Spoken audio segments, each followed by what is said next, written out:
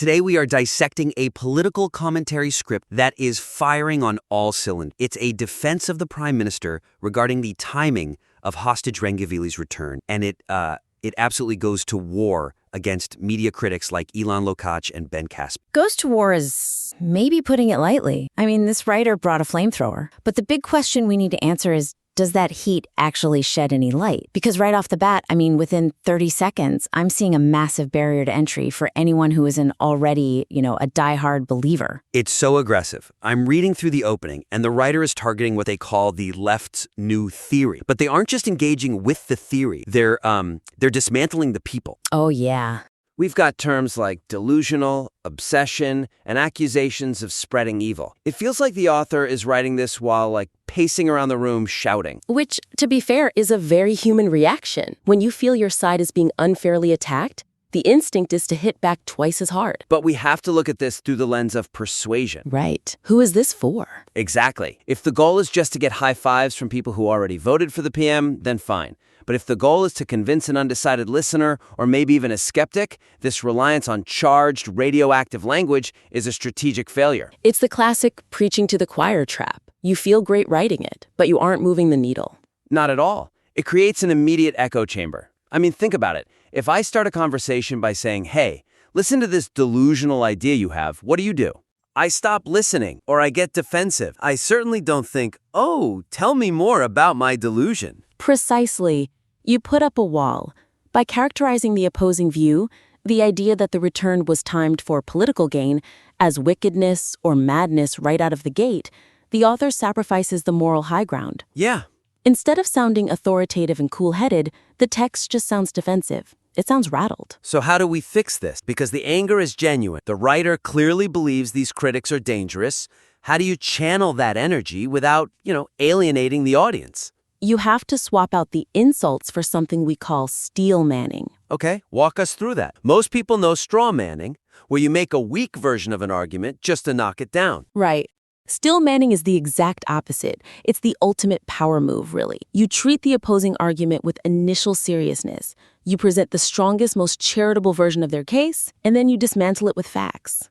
It's like saying, I'm not afraid of your best argument. Exactly. It signals confidence. If you have to call someone crazy to beat them, it kind of implies their argument might have some merit you can't address. Right. But if you take their argument seriously and still destroy it, well, you look like the adult in the room. Let's get concrete. There's a section introducing Ilan Lokach. The script currently says, and I'm quoting here is the first of the delusional people. Yeah, that's just the tough listen. It frames him as a caricature before we even hear his point. It's playground stuff. So what would a steel-manned version sound like? Much cooler. You could say something like, let's look closely at the correlation suggested by Ilan Lokach regarding the timing of Trump's announcement. That shift is subtle, but it completely changes the temperature. It goes from a personal attack to a forensic investigation. And it invites the listener to judge Lokach on his logic, not on the host's insults. Here's the secret. When you strip away the adjectives delusional and just present the claim in a dry, factual light, the claim often looks ridiculous on its own merits. You don't need to tell the audience it's delusional. You show them. There's another moment like that with Annette Calm. The script accuses her of spreading gloom and despair. It sounds almost biblical.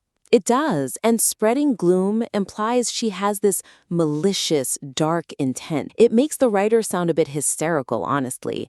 A much stronger, more objective descriptor would be to say she was forecasting a negative outcome that was ultimately disproven by events. That is clinical. I like that. It frames her not as evil, but simply as incorrect. And in the world of political punditry, being incorrect is actually way more damaging than being evil. If you call a pundit evil, their followers will defend them. Oh, she's just passionate. But if you prove they're incompetent at prediction, that they're bad at their job, that sticks. That really lowers their credibility. In a way that insults never can. This actually bleeds right into the core of the piece. The script spends a lot of time battling this conspiracy theory, the idea that the government held on to Rengivili's body to delay the war or wait for a Trump announcement. This is the heart of it. This is the big claim the writer wants to refute. But the rebuttal feels so emotional. It relies on rhetorical questions like, how did you dare? And appeals to shame, saying, how were you not ashamed? It's the how dare you defense. And again, I get the impulse. It's an offensive idea. But how dare you is not an argument. Feels like the writer is treating the accusation as a moral failing. You are a bad person for thinking, rather than a factual impossibility. That's it, exactly. And here is the hard truth. To a skeptic, the answer to how dare you is I dare because I don't trust you. Moral outrage just doesn't work if the audience thinks the moral compass is already broken. So we need to pivot from feelings to fact. We need to pivot from moral outrage to operational logic. You use the friction of military operations to argue against the possibility of precise political timing. Explain that a bit more. What does operational logic actually look like in this? Well, the conspiracy theory relies on this idea that the government has, godlike control, that they can find a body in a war zone, secure it, extract it, and then what? Put it on ice for 3 weeks, waiting for Donald Trump to draft a tweet? Right. That assumes a level of hermetic control that just does not exist in the chaos of Gaza. War is messy, intelligence is fragmented. Exactly. So instead of asking, how were you not ashamed, the script should argue something like, the complexity of a rescue operation involves hundreds of soldiers and unpredictable intelligence. To suggest we could hold a body back for a press cycle assumes a level of control that just doesn't exist in the fog of war. That destroys the argument. It makes the conspiracy theory look not just mean, but stupid. It appeals to common sense. It turns the skeptic's cynicism against them. You're basically saying, you think the government is competent enough to pull that off? We can barely get the buses to run on time. What about the Trump coincidence, though? Because the return did happen around a Trump announcement. The author just dismisses that as delusional. Which is a mistake, because it is a weird coincidence. If you just wave it away, you look like you're gaslighting the audience. So you have to steer into it? You have to own it. You say, yes, the timing aligns, and at first glance, that looks incredibly suspicious. Validate the observation, but then you explain why it's a coincidence, not a conspiracy. Okay. You say something like, while the timing is a coincidence, the operational window was dictated by intelligence received days prior. To believe otherwise is to believe the IDF acts on campaign schedules, not operational safety. That's so much more effective. You aren't saying you're crazy for seeing a pattern. You're saying, I see it too, but here's why it's just a pattern, not a plot. It respects the listener's intelligence, and that builds trust. Let's move to the targets. The script gets very specific. It cites Ben Caspit and his prediction about a Ron Arad 2 scenario, basically that the hostages would disappear forever. And Annette Com's comments about the mother, Taligivili? Right. This section is a gold mine of potential that is currently being squandered. Highlighting incorrect predictions is the strongest weapon a commentator has. It's the receipts, but the script dilutes the impact because, again, it attacks the motive rather than the error. I see what you mean. The script accuses Ben Caspit of wanting the PM to fail for political consideration, and it accuses Annette Com of spreading poison. It's getting into their heads. The writer is speculating. Ben Caspit said this because he hates the coalition. The problem is, we don't know what's in his heart. We only know what he said into a microphone. Yeah, and when you start screaming about hidden agendas, you look like a conspiracy theorist yourself. Themselves. The strongest critique of a pundit is their own words just opposed against reality. You don't need to add adjectives. So for Ben Caspit, he warned that a Ron Arad scenario was clear and immediate. That is a powerful, terrifying quote. And we now know it was wrong. So don't talk about Caspit's politics. Just say, Caspit warned that a Ron Arad scenario was clear and immediate. Yet despite this prediction, the hostages were returned. It's devastatingly simple. The contrast does all the work. Drop the mic right there. You don't need to add, and he did it because he wants the government to collapse. That just sounds whiny. The fact that he was wrong is the weapon. And for Annette Com, the script is very angry there, calling her evil for criticizing the mother's trust in the prime minister. It is angry, and that anger actually distracts from how out of touch Com's comment was. So instead of calling it evil, which makes her sound powerful, frame it as a disconnect. A disconnect? Yeah, a disconnect between the punditry class and the resilience of the actual families. You could say, Annette Com expressed confusion over why a mother would trust the prime minister, and what you're really highlighting is that the pundit lives in a bubble. That is a much more sophisticated critique. It paints the media as irrelevant, elitist, and unable to understand normal human emotion. That hits harder. It makes them look small. Evil makes them seem like a threat. Out of touch makes them seem like a joke. Exactly. Malicious people are feared. Incompetent people are ignored. The goal should be to make these critics irrelevant, not to make them into martyrs. Okay, let's bring this in for a landing and talk about the conclusion. The script wraps up with a victory lap. It states that the PM's success is the state's success and says the problem is not the way, but the success. This is where we need to talk about the definition of success.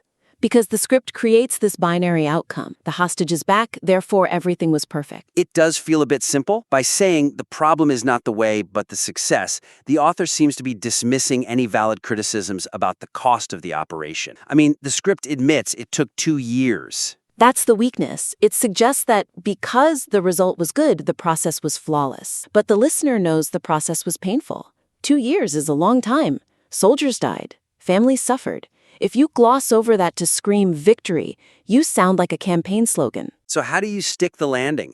How do you claim the win without ignoring the cost? You have to acknowledge the heavy price and the long wait explicitly. You validate the audience's pain first, then you pivot to the success. It creates a narrative arc. Struggle, then persistence, then victory. Okay, so let's workshop. The script currently ends with, the success scares them. It's a bit childish. They're just jealous. A better, more mature closing would be something like, critics focused on the risks and the heartbreaking timeline. However, the operational result, the return of the hostages, stands as the ultimate rebuttal to the theory of abandonment. That feels much more honest. It acknowledges the heartbreaking timeline. It says, yes, it was hard. Yes, it took too long, but we stuck with it and we did it. That is heroic. The current script says, it was perfect and you're stupid for doubting it. That is arrogant.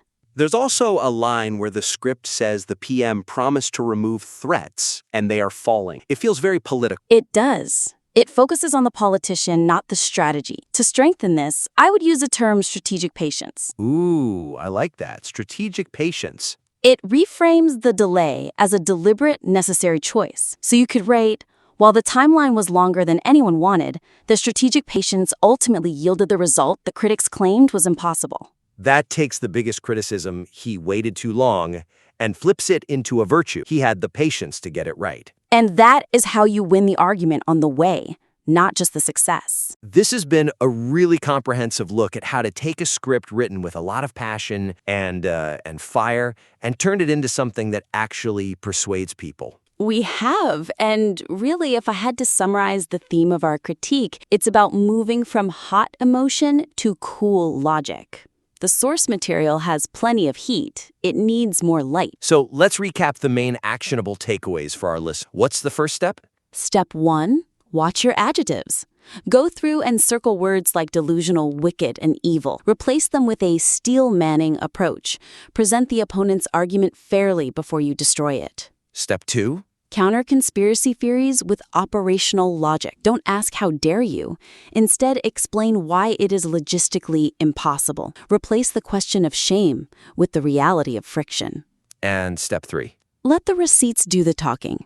Quote, Caspit or Comet directly, then show the reality. You don't need to prove they are bad people. Proving they are wrong is much more effective. And finally, the conclusion. Nuance the victory.